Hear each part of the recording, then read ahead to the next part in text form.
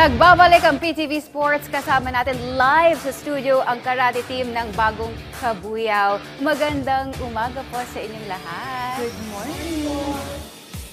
So I will fire away the first question. Ito kay Coach Hazel. This is the third time na sumali kayo sa Batang Pinoy.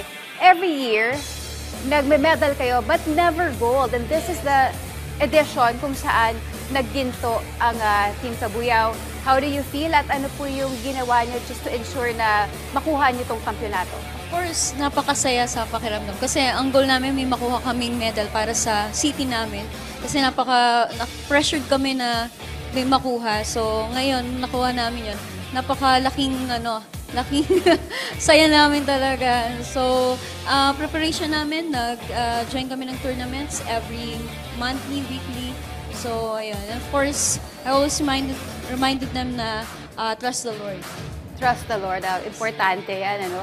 Ito naman si Arwin, tatanong ko lang din.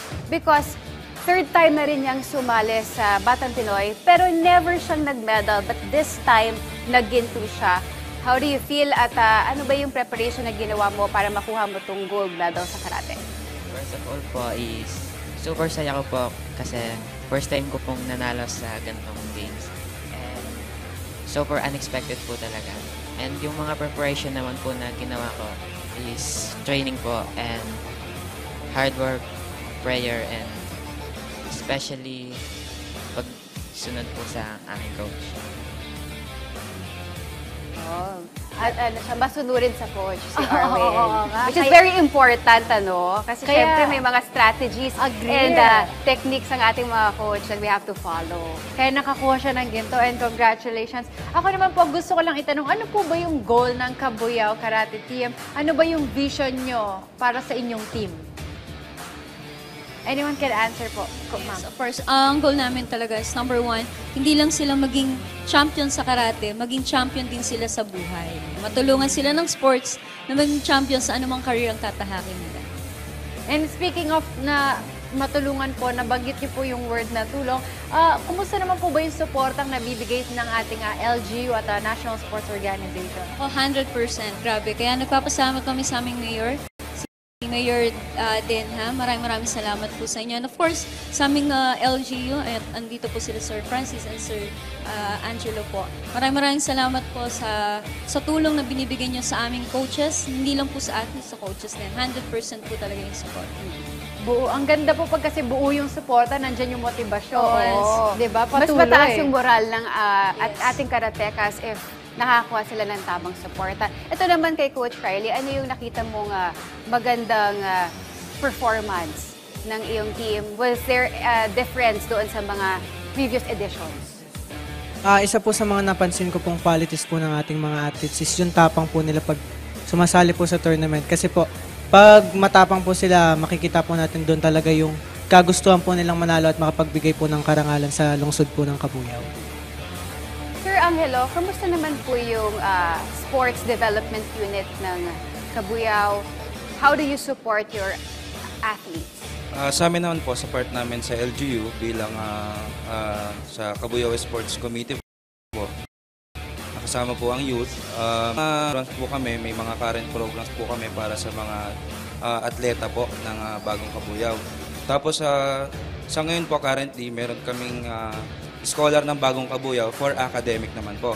So susunod po niyan, sabi nga po ng mayor na magkakaroon po ng scholars for athletics. So yung mga atleta po ng Kabuyao ay magkakaroon po sila ng financial support assistance po para po sa ating mga atleta po sa Kabuyao. To follow that up, ongoing po itong scholarship program or ilulunsad pa lang? Sa ngayon po kasi, inuna po muna namin yung for academic scholars po. So, isusunod po namin yung para sa scholar po, specifically for How many scholars in terms of sa mga athletes are you expecting to support? Siguro po sa ngayon, since nagsisimula pa lang po kami para sa bagong kategory ng scholar, siguro po, 100 to 200 athletic scholars po yung aming mapoprovide po. Naman for coach, gusto ko lang itanong, para si coach ang bata pa ng itsura niya, di ba? Pero ano po ba yung mga challenges na hinaharap ng inyong team or before? Isa po sa mga naging challenge po ng aming team po is of course yung financial po namin na kailangan po kasi po hindi po talaga kami po mayaman para po mag-support po ng ganitong kalaking tournament. So thank you po talaga sa LGU po namin na nabibigyan po kami ng help po sa ganito. Kay Sir Francisco naman, maganda yung pinakita sa kabuuan ng bagong Kabuyaw. Meron po ba kayo ine-expect na gustong gawing improvement for the next editions ng mga national tournaments, for the other national tournaments? Actually, ang inaano namin is yung improvement ng mga facilities, then yung mga training program para sa mga bata, equipments, na maging accessible para sa lahat ng athlete, hindi lang sa karate, sa iba't ibang sports na meron ng Kabuyaw. Then, exposure din para sa kanila, local, regional, and international events na pwedeng salihan ng mga athlete namin na kaya naming supportan with the fund that we have. Then, isa pa is to empower din yung mga coaches namin kasi hindi lalakas yung athlete namin kung hindi rin gagaling yung mga coaches namin. So, ipoprovide namin sila ng mga trainings, then mga additional trainers na makakapagdagdag ng mga bagong techniques na kailangan ng mga players ngayon dahil yung paglakas ng player is nagbabaris yan. So, kailangan may mga bagong inputs na makuha ang mga players galing sa outside na makakatulong sa amin. Maganda yan na napaka-holistic nung approach nyo. I think... Bukod po doon, baka po magkakaroon din po kami ng parang sports organization na amin para nang sa ganun po, malaman po namin kung ano po yung mga kakulangan nila para yung communication po ba is hindi po nawawala. Para pag may kailangan po sila, sa side po namin, pwede po naming magawan po ng paraan yung pangangailangan po.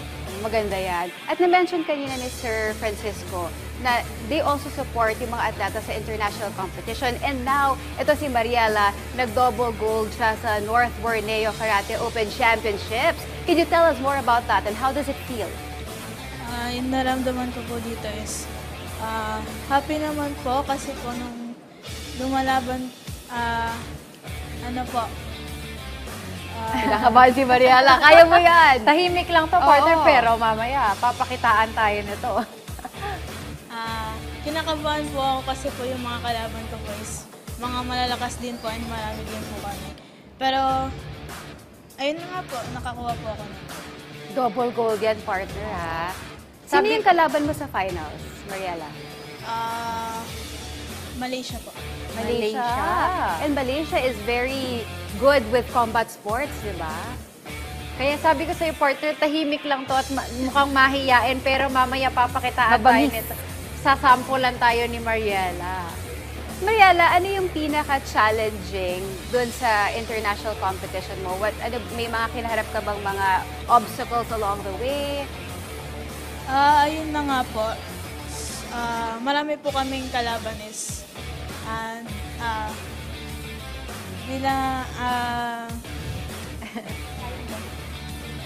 Chini-cheer siya ni Coach Hazel. Oo, Sabi niya kay may Mariela, support. kaya mo yan. ayun na nga po, marami po akong kalaban.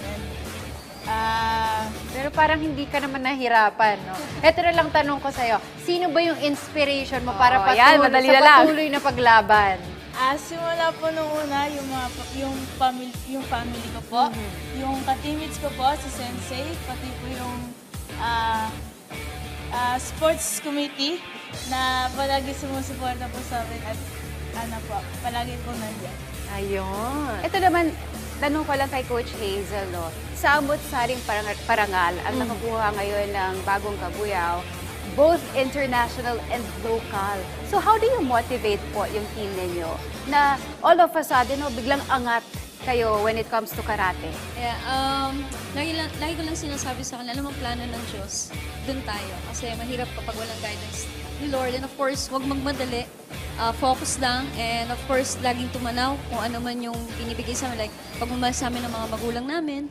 Yun, hindi tayo titingin dun sa anumang medalya. Lagi natin nilook back. Ano ba ang purpose natin?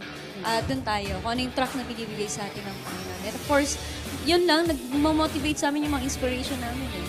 And ang Panginoon lang talagang lahat. It's all by His grace. Yes, Panginoon ang lahat. Yes. Kay Coach Riley, ano sa tingin mo ang pinaka dapat na characteristics ng isang magaling na karatekas? Yung isa po sa mga pinakakailangan po talaga ng isang karateka po is yung discipline po nila and respect po. Kasi po sa karate po talaga, pinakamahalaga po yung respeto. And yun po talaga yung tinuturo po namin. Kaya every time we see our coach, senpais, or yung mga nakakaangat na level po sa amin, we always bow po kasi yun po yung pinakakailangan po ng isang karate. Oo. Actually, sa lahat ng combat sport, before any fight, they really bow as a sign of respect doon sa opponent mo.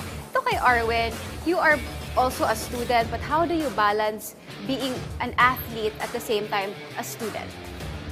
Nababalance ko po yung training and ACADS po by pag morning po and sa afternoon naman po is academics. Tapos kapag naman po may mga activities, ginagawa ko na po agad para po mapag-train. Time management. Time management. Ito, partner, no? I know that we want to learn more Excited, about yes. karate, kaya naman magda-demo ang ating mga karatekas from bagong Kabuyao.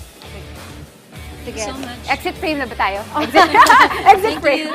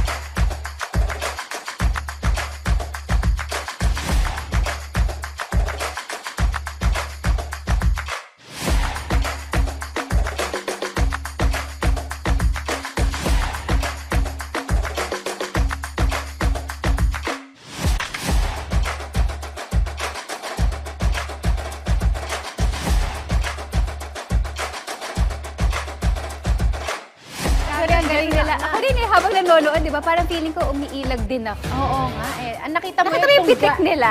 Yes. Nakakatakot Sobrang na itong linis, kasama mga pulido ang nakuha natin, ano, di ba?